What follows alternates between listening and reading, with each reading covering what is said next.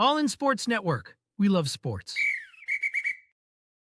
Okay, welcome back to All In Mizzou, where we talk Mizzou every day with Rogue Media. My name is Davis Wilson, and we're back for another week of shows. Wow, what a big week in college football, a big week in the SEC in particular.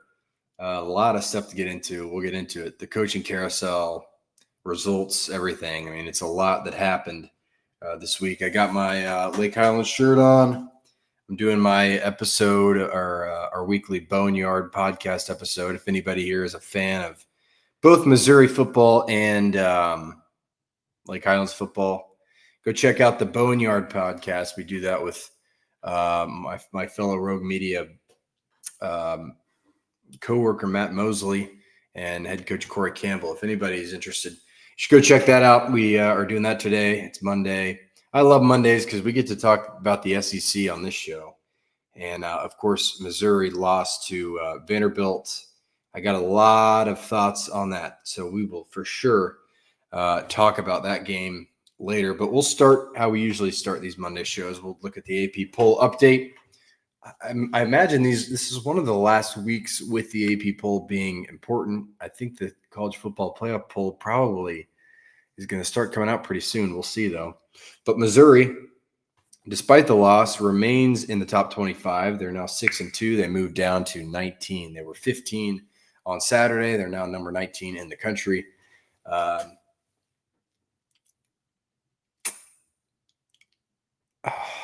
don't know. I think that's fine. The outlook of this team is different now without Bo Prabula, who I imagine is going to miss some serious time.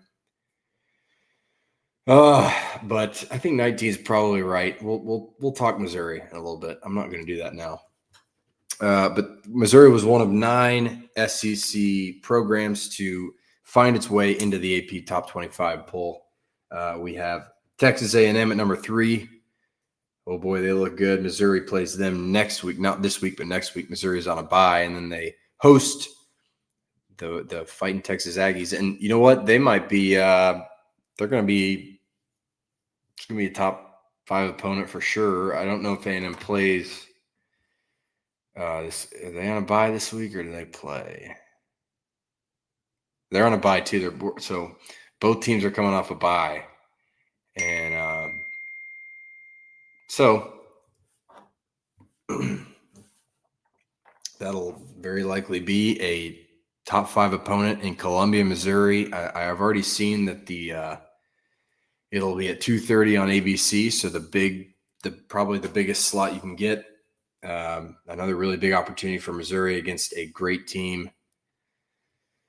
A&M number 3. You got Alabama number 4. Georgia number 5. Ole Miss number 7. Vanderbilt number 9. Is that right? They only moved up 1 spot. I guess that's probably right. Vanderbilt number 9. Tennessee number 14.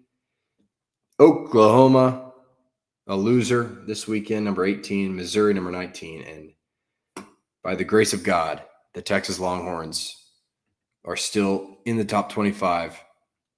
Still just a 2-loss team. I don't know how, but they are number 20. So there you go. All right, it's been long enough. Let's talk about what's going on here in the SEC, particularly down in Baton Rouge, Louisiana. Last night, I mean, this is why you love college football. These storylines are just insane, how fast this stuff moves, how much money is being thrown around here. Last night, Brian Kelly is fired from LSU following a 49-25 loss at home to Texas A&M. The story is crazy. I'm reading a story put out by Yahoo Sports. I recommend people go read it, by Ross Dellinger, a very good college football reporter. Wrote this story about how this all happened, and the details here are crazy. I mean, it was a $53 million buyout, which you would assume that LSU has the money to do that, and they do. But it's not like they have Texas money or Texas A&M money. Like Texas and Texas A&M can fire anybody regardless of buyout and be just fine. But LSU, you've got to raise this money. This is a lot of money. Apparently, at the game on Saturday, as they were getting beat down by Texas A&M, big time donors in the suites, political figures, executives, were talking about how much would you pay to contribute to this $53 million buyout. As the game was happening, this conversation was being had up top in the suites in Baton Rouge. And then you have a meeting at the state governor's house last night. It's, Sunday at, I think 7:00 or something on Sunday. The Louisiana governor's mansion. This is where they met and ultimately decided to fire Brian Kelly. Crazy. So Brian Kelly is out, gets a $53 million buyout. I'm sure he will coach again pretty soon, but I mean,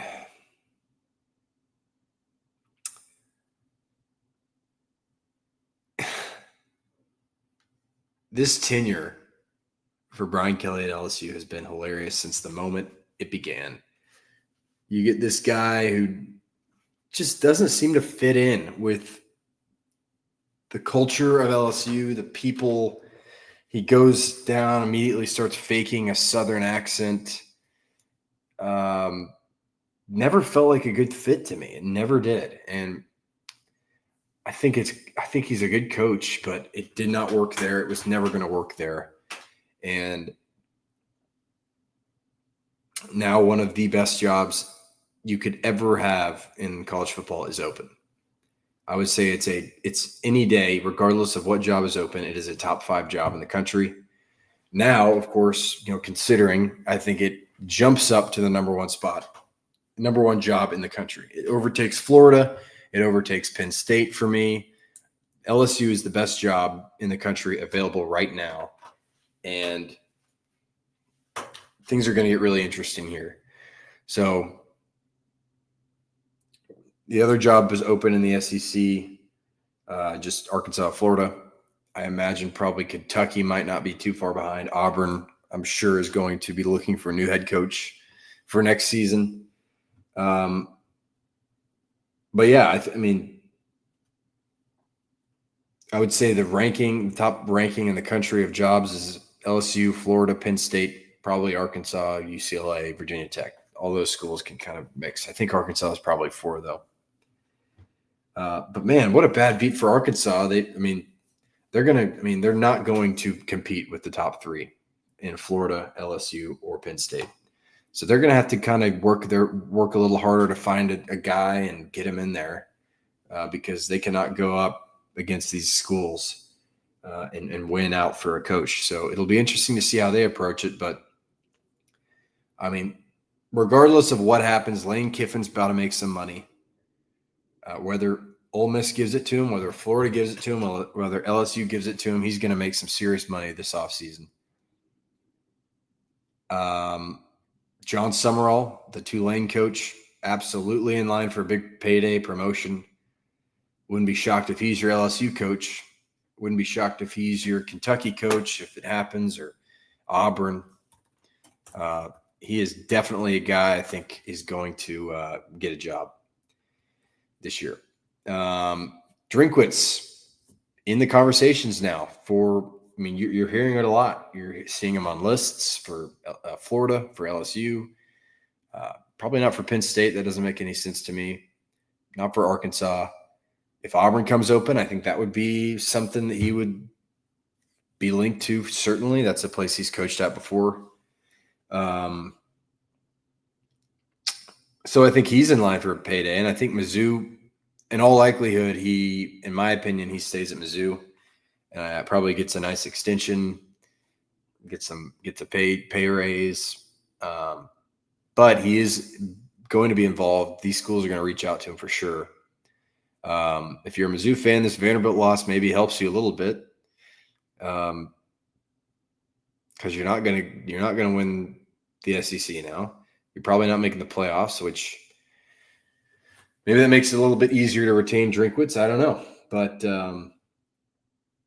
man, it's crazy. It's crazy, and I think it's a testament to Drink and the program now that he's linked to these big jobs. And I mean, if say Lane goes to LSU, Florida's gonna empty the bank for whoever they want. And if it's Drinkwitz, it's going to be a lot of money. And I don't know. It'll be interesting. I think, for the record, though, I will say I think Drinkwitz stays at Missouri. Clark Lee, another guy I've seen connected to job. I think, he might be making a playoff push here with Vanderbilt. It'll be really interesting because, when one job opens, it's not just the carousel doesn't end when you hire someone, because then another job comes open, and then, it'll be really interesting to see how this all works.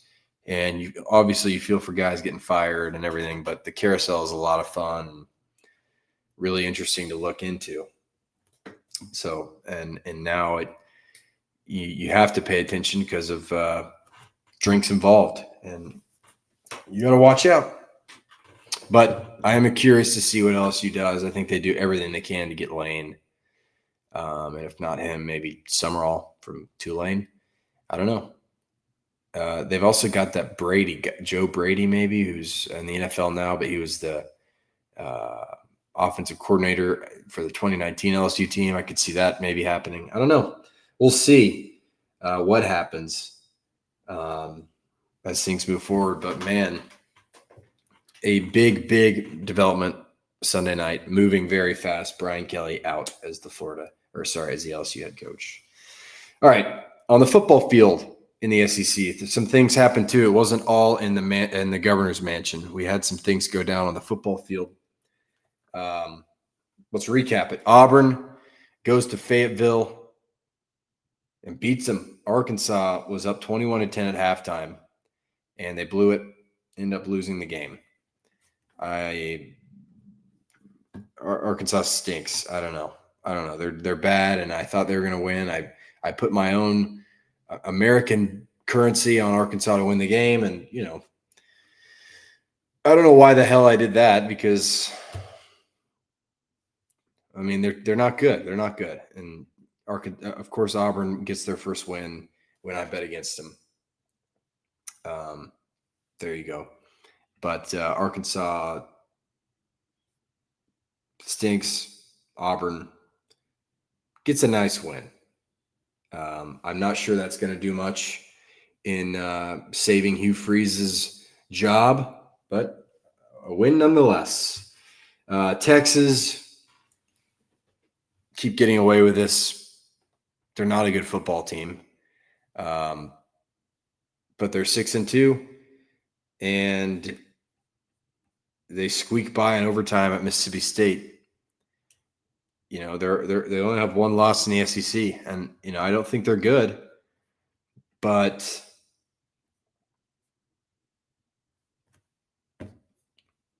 they're winning. So what can I say? Arch Manning got banged up. He I think he's in concussion protocol ahead of the game against Vanderbilt this weekend. That'll be something to watch.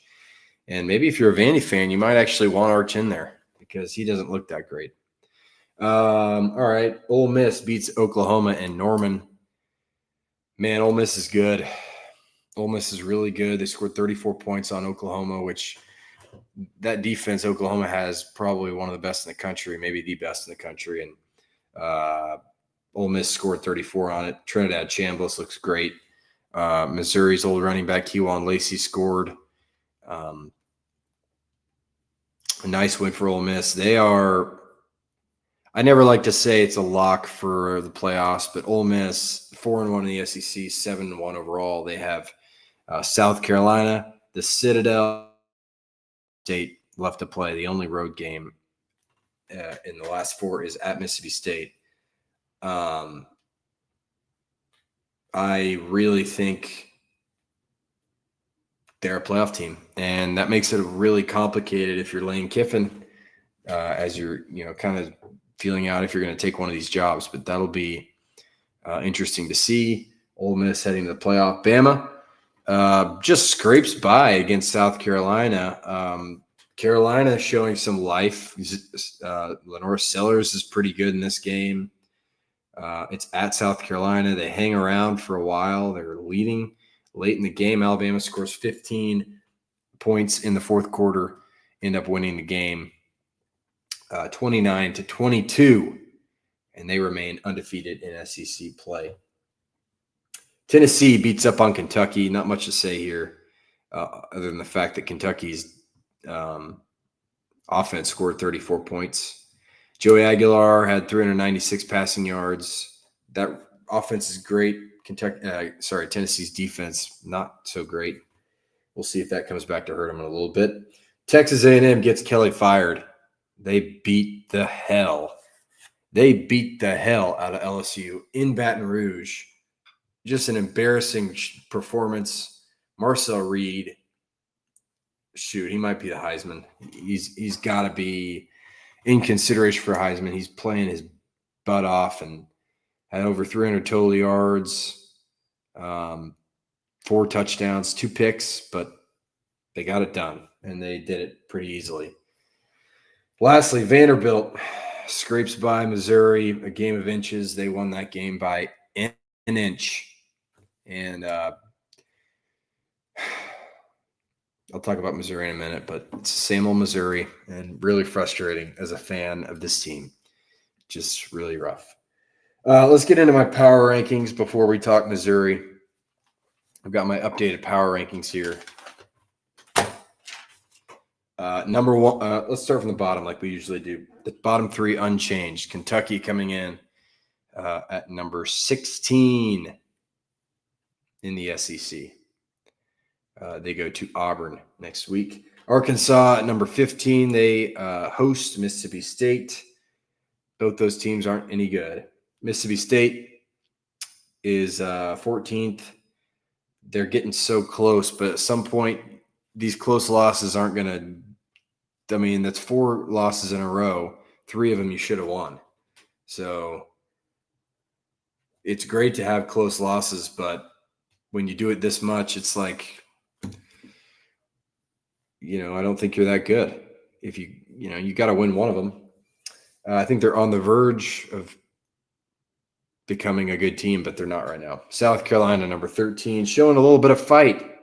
South Carolina is against Alabama. They don't get it done, and that's not great, but they showed some fight. The Sellers look good. That's good for them. Number 12, I have Auburn. Auburn gets a win. Finally, they beat Arkansas. Good for them. All right, number 11, I have Texas. Just because I don't think I can put them any lower because, damn it, they're a one-loss team in the SEC. Where can I put them? They keep winning, and I don't know how. They've combined. They beat Kentucky and Mississippi State by a combined 10 points, I think. So I don't think they're very good, but they're winning. So that's all you can say. And they've got Vanderbilt at home this week. A tough game for both of these teams. One to watch for sure. Number 10, I have Florida. I don't know. Florida with a little bit of life now. I mean, they're in the bye. They're coming off. I don't know. They're not any good either. But, someone has to go here. The defense I still feel like is good. Maybe your interim head coach can get these guys to start winning some games. I don't know. Number 9 is where we start. Well, number 9, LSU. I don't think LSU is a bad team. I think it's a pretty bad offense, but I don't think it's a bad team. The defense looked really bad. I think the locker room had totally given up on Brian Kelly, and it was time for a change.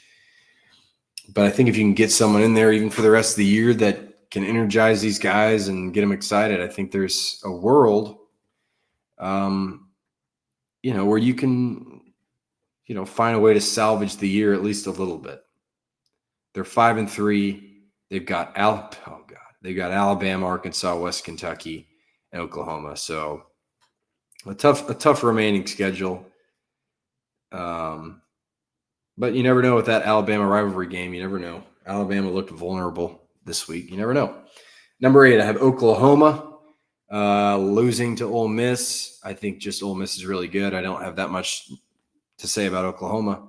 I think that's a good team, and Ole Miss is just a better team, which you'll see because I have Ole Miss a little bit higher than Oklahoma in my rankings.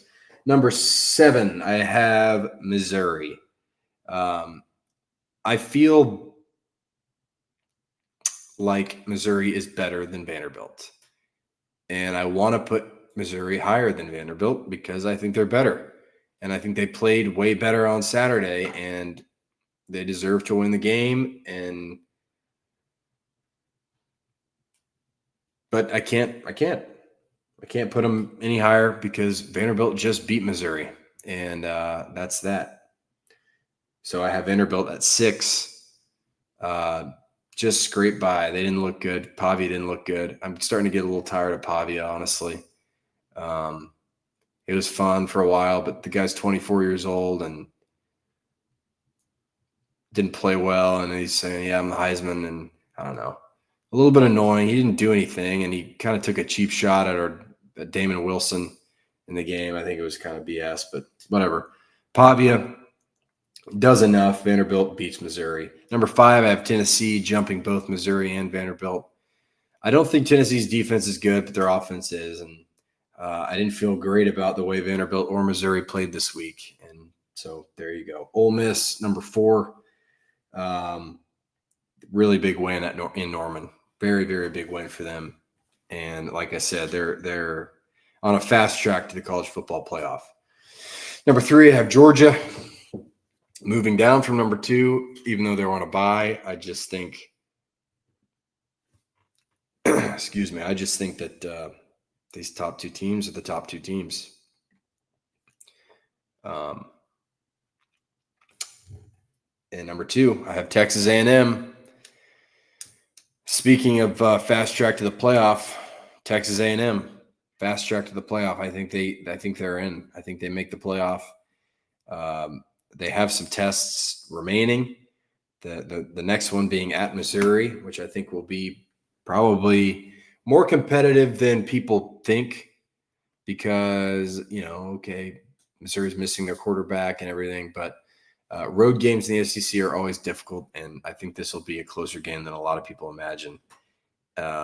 Texas A&M has Missouri, South Carolina, Samford, and Texas. Really, really a favorable schedule to close the year, especially with the way Missouri and Texas and South Carolina have all of a sudden started to look. At the beginning of the year, you would have said, golly, what a tough way to finish. But looks like, a manageable final 4 games of the season for Texas A&M. Number 1, I still have Alabama, although they just barely got through it. They beat South Carolina on the road. They haven't looked great on the road necessarily, barely beating Missouri, barely beating South Carolina. They did beat Georgia. They lost to Florida State on the road, but hey, they're winning. They're 7-1, undefeated in SEC play. They've got LSU, Oklahoma, Eastern Illinois. Shout out Tony Romo. He's an Eastern Illinois guy. And Auburn to close the year, Alabama. That's their remaining schedule. Okay, my picks for last week, not quite as profitable as a week ago, but I went 2-2. I had Kentucky to cover. Kentucky covered. I had Ole Miss to cover. Ole Miss was a 5.5-point underdog. I don't get it, but it was free money. Not only did they cover, they went outright. I bet on Arkansas like a dumbass. I don't know if I'm allowed to say that on this show, but there you go.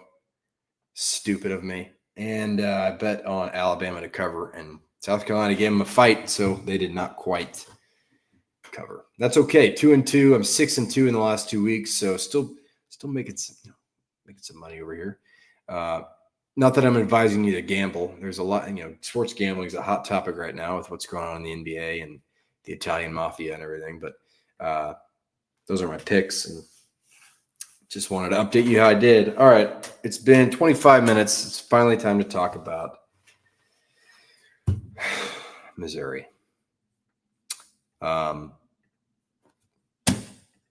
mean, how many times are we going to do this, really? When is the last time that Missouri had a highly anticipated game? I mean, highly anticipated, not like Kansas. Kansas was highly anticipated for other reasons. I'm talking about this is an SEC game.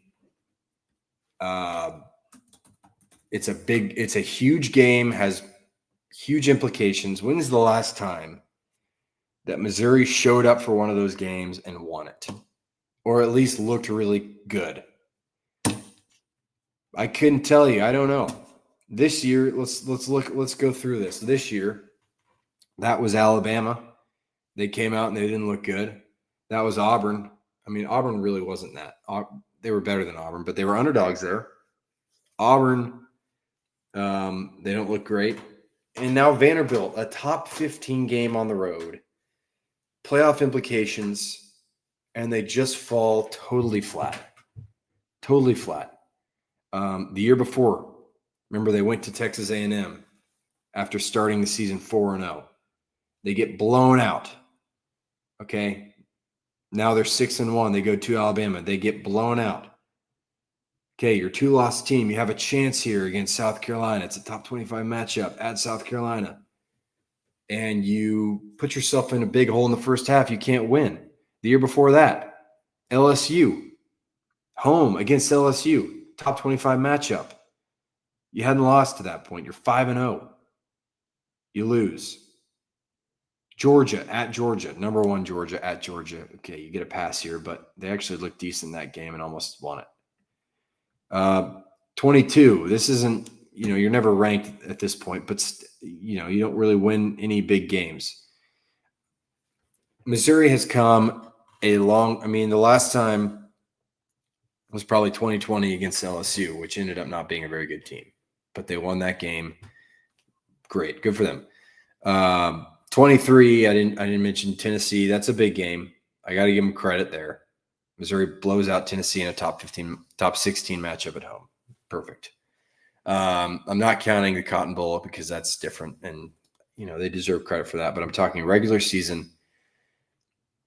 Tennessee is the only one I can think of in the recent history where you show up for a big game. But on the road, let's talk about on the road. I can't think of a time where Missouri showed up and looked good on the road in a big game. The offense is incapable of looking good right now. I don't know what to say. I gave a bunch of credit to Kirby Moore to start the year. I shouldn't have. I mean, I could have called that offense and looked that good against teams like Central Arkansas and Louisiana. And, even Kansas doesn't have a good defense. Kansas State just put 42 on Kansas. So that win's not even looking that great. You struggle against Vanderbilt, Alabama, Auburn. You struggle offensively in every single one of those games. Kirby Moore is not having a good season. He's not. This offense comes out flat. I don't know why they took the ball to start the game after winning the toss. I hate it. Hate that. Your defense is better than your offense. Let your defense go out there and get a stop. But they take the ball and guess what? The 3-and-out. Surprise, big surprise. I don't get it. The play calling isn't good. You have to mention Bo Perbula coming out early and probably missing the rest of the year. Feel terrible for him. He got hurt on a play where they were at the 1-yard line, and I'll go find it, but you're on the 1-yard line. Where is it? Hold on 1 second. Let me go find it. Yeah, this isn't it. Hold on. Sorry, everybody. Yeah, here we go. Missouri starts the half with an interception. They get the ball in great territory. They get down to the 3-yard line after a big Hardy run. It's 2nd and goal at the 3. They run Hardy again. It's 3rd and goal at the 2. And you call a pass play. If you know you're going to go for it on 4th down, which Missouri did, they went for it on 4th down. There's no reason not to run the ball on third and goal. At the 2-yard line? Are you kidding me? With Ahmad Hardy, who'd had a great game? Run the ball. Instead, they throw it. Never was going to work. They threw it. Terrible. And then they run Prabula. Instead of giving it to either one of your running backs, whose job it is to be tough in these short yard situations. Instead, Prabula gets gator rolled by a dirty player on Vanderbilt. That was a dirty play, by the way. Rolled up all over Prabula's foot, dislocates his ankle, tears ligaments. Terrible. I hate it for him. But I'm not blaming Kirby Moore for hurting Bo Prabula because that was a freak play and shouldn't have happened. But just run the football. Run the ball. I mean, we're getting way too cute here on these short yardages when you have the best have you forgotten you have the best running back in the country? It feels like we've totally forgotten about this guy, Ahmad Hardy. Give him the ball. Once you're on the 3-yard line, give it to him 3 times, 2nd and goal at the 3. Give it to him 3 times in a row. I would bet a lot of money, not to bring gambling back into it, but I'd bet a lot of money that he gets 3 yards in 3 tries if you give it to him every single time. I hated that. I hated that sequence. It was terrible.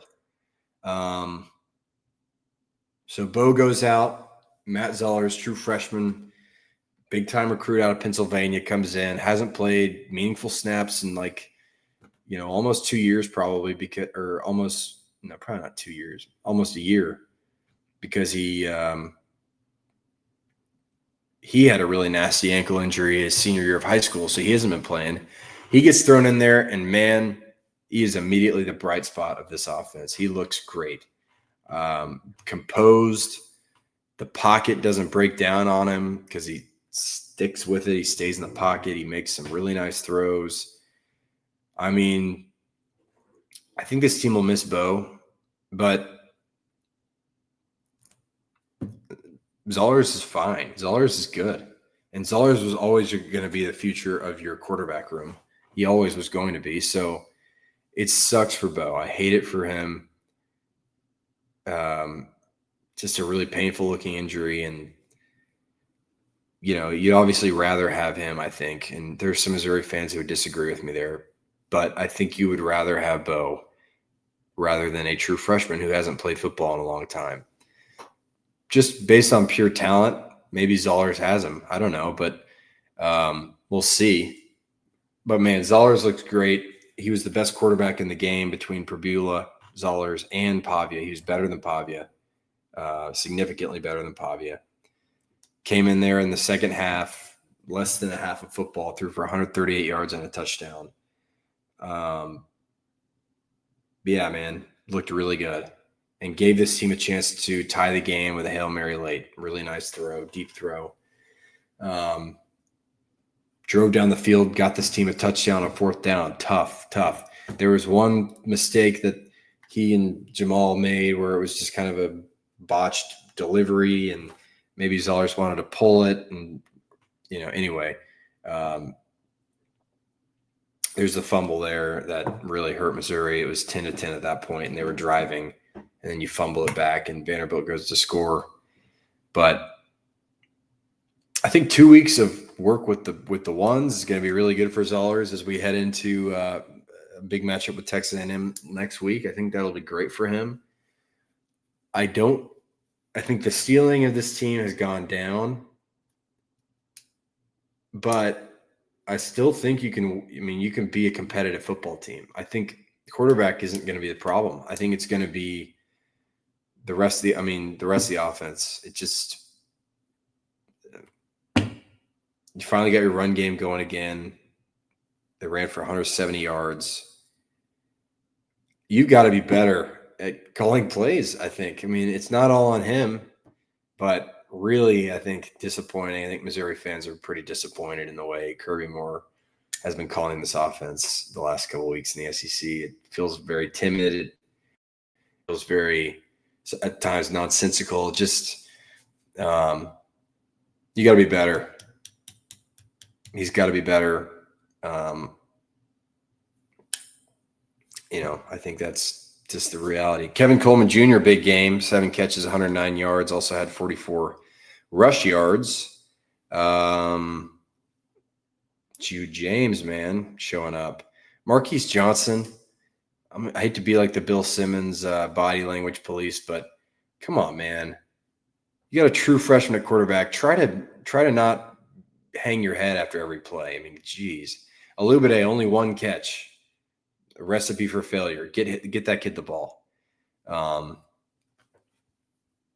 That's what I think about the offense. Defensively, this team was awesome defensively. They really were great outside of one long rush touchdown by Young, Vanderbilt running back Young from Midland, Texas, which was a blatant holding call missed on that 80-yard run. Outside of that, this team was awesome. Really, really, really solid. Did not let Pavia do anything. Made him uncomfortable. Great pursuit. Didn't let him get too much space. Handled Eli Stowers pretty well. Really thought the defense was good. In the secondary, there wasn't any huge lapse in the secondary. You even get Turner Pride, some good coverage moments. Your safeties look pretty good. Your linebackers, of course, look great. I mean, Josiah Trotter is just nuts. Had 9 tackles. Damon Wilson had a sack. Damon Wilson had an interception.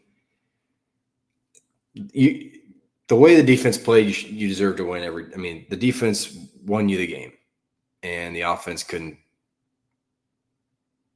All the offense had to do was not continuously shoot itself in the foot with bad play calls and penalties, and they would have won the game. And that's all you had to do. I mean, Missouri outplayed Vanderbilt in every way. First downs, 22-13, Missouri. Total yards, Missouri, 376, Vanderbilt, 265.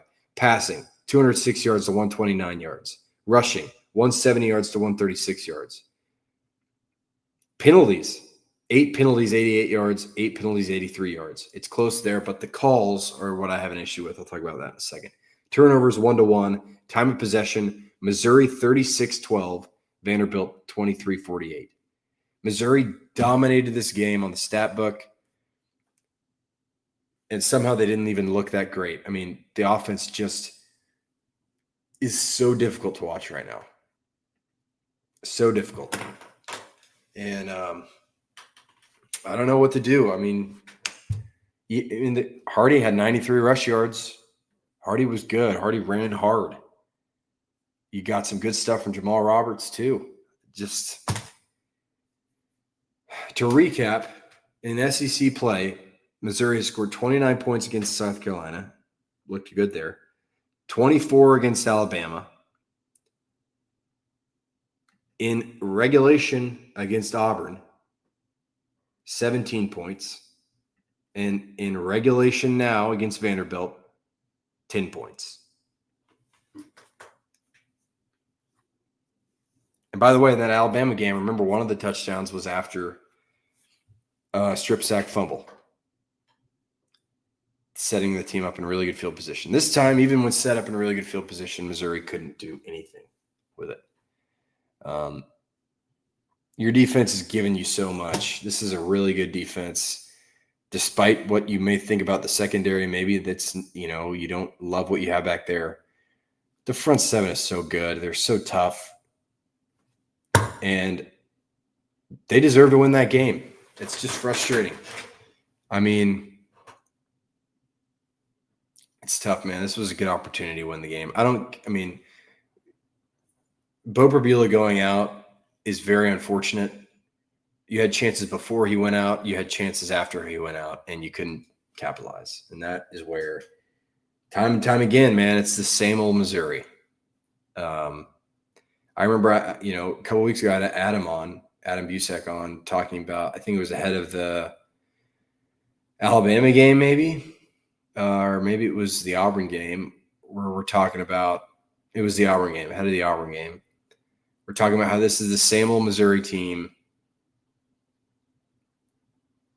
and how you're so close to ascending to a different level, and losing games like this is going to prevent you from ever doing that. And it's just frustrating. Missouri has A&M at home, Mississippi State at home, and then they finish at Oklahoma, at Arkansas. That's a pretty tough stretch. We'll see what happens. Zoller's getting meaningful snaps feels pretty good to me. I like it. And gosh, he looked good. He looked really, really good. 1 inch short on the Hail Mary to Kevin Coleman Jr., who catches it at the inch line. Just so close. Couldn't do it. Penalties, golly, these refs stunk. I mean, I'm not a guy who wants to come on here and say Missouri lost because of the refs, but I mean, the tripping call that basically erased a touchdown, a totally missed offsides. The center got punched before he even snapped the ball. I mean, come on.